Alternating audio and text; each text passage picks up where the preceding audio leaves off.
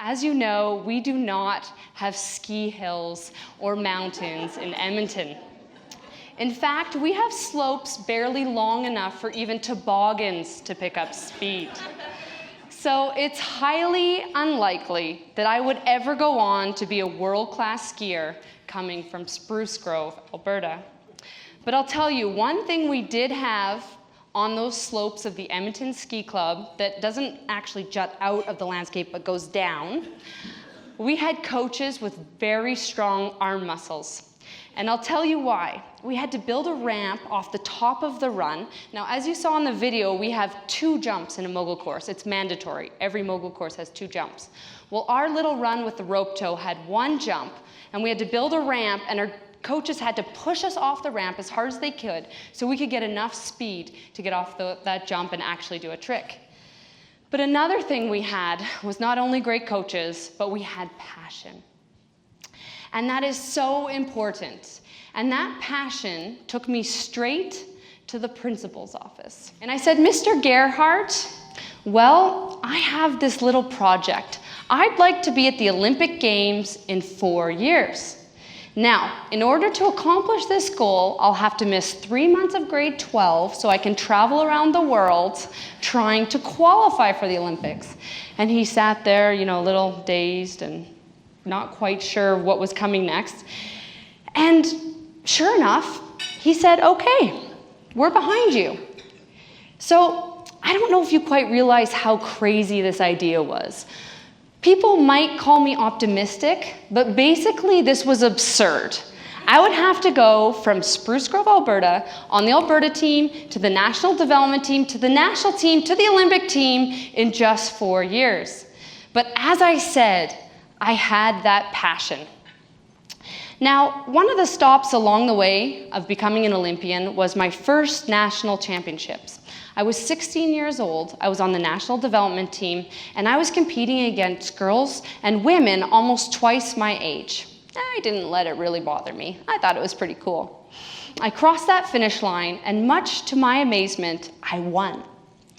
And I remember crossing the finish line, and it was the first time that a TV crew came running at me, microphones, cameras, recording a live interview. And they said, wow, what a big surprise. You must be so happy. How do you feel about it? And I looked at the journalist a little bit like this, and then I looked over here, and then I looked back at the journalist, and I said, yes. And that was the extent of my first live interview. Yes. So, needless to say, finding our voice in a public way doesn't come easy for all of us. So, flash forward.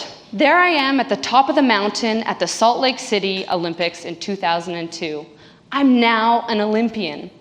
I have a maple leaf on the back of my jersey, and I am so proud to be there. I've had this dream since I was 9 years old. I've been drawing snow angels in the snow and putting podiums underneath since I could remember. That's normal, right? So here I am at the world's biggest stage. I look down the mountain and I see 20,000 people, tons of cowbells and yelling and screaming, and you have to remember, just 2 years earlier, the only people at the bottom of the hill were mom and dad and a few other parents. I'm completely overwhelmed and totally unprepared for this moment. In fact, just before my final run, I go off the jump and I crash amazingly. It's called a yard sale in skiing terms. I think I even lost my toque, for God's sakes. And the cowbells are going crazy, and my legs are shaking. That's it. This is my Olympic moment. I have to go back up the hill, and I have to get it together, and I have to find a way down this hill. And so I realized, well, here I am at the Olympics. There's not much I can do about getting ready because the moment is now. So I turn to my coach, and we make a pact that no matter what happens, if I fall on the first turn, that no matter what, I will have given it my best effort, and I can wake up the next morning feeling proud of trying my best. So that's what I do. I race down that hill, I cross the finish line, and I'm in 3rd place for a long time. I'm in 3rd place with 1 skier left to go, the formidable Kari Tra from Norway. Kari goes on to ski a flawless run, capturing gold and pushing me into 4th place. 4th place by 1/100th of a highly subjective personal interpretation of my performance. We're not talking a second, we're talking a point here, people. And I remember picking up my ski equipment and walking into the media scrum, and this time I was prepared. And the journalists came at me and they said, "Wow, you must be so," and I'm thinking, excited, happy, proud. And the journalist continues and he goes, "Wow, you must be so disappointed." And I looked at him and I thought, "Are you crazy, man? I'm here at the Olympics." But then I went home, I watched my run, which was on VHS at that time, and I cried. I cried because I realized how close I had come. I realized that I was so far from being world class. And that's what got me the most. I went home and I asked myself, well, what do I control? I certainly don't control the judges. I don't control my competitors. I don't control the fallibility of my equipment. The list goes on and on and on. But the things I do control are my mental, emotional, and physical performance.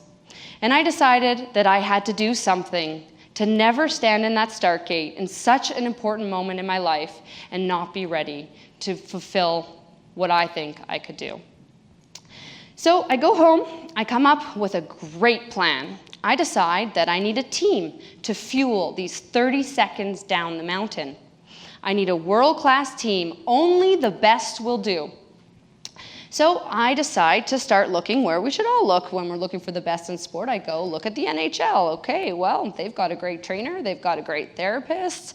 They really know what they're doing. I want to work with those guys too.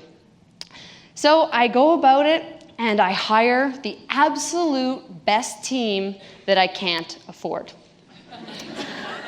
I move to Montreal and I move all the way from home and I decide that I'm going to invest 100% in this. We're going about it every day. We have a plan. We're so strategic. It's incredible. And then I realize it's not enough. My team has come to me and they said that unfortunately I had a lot of injuries at the time. I didn't have a proper foundation to really be a world-class athlete. I think my passion maybe took me there a little bit faster than a normal path. And so my team sat me down and said, "Jen, you really need to take the year off. We can't rebuild your body. We can't build the foundation that you need to be world class when you have to get to the start gate in just 6 months." And I thought about this.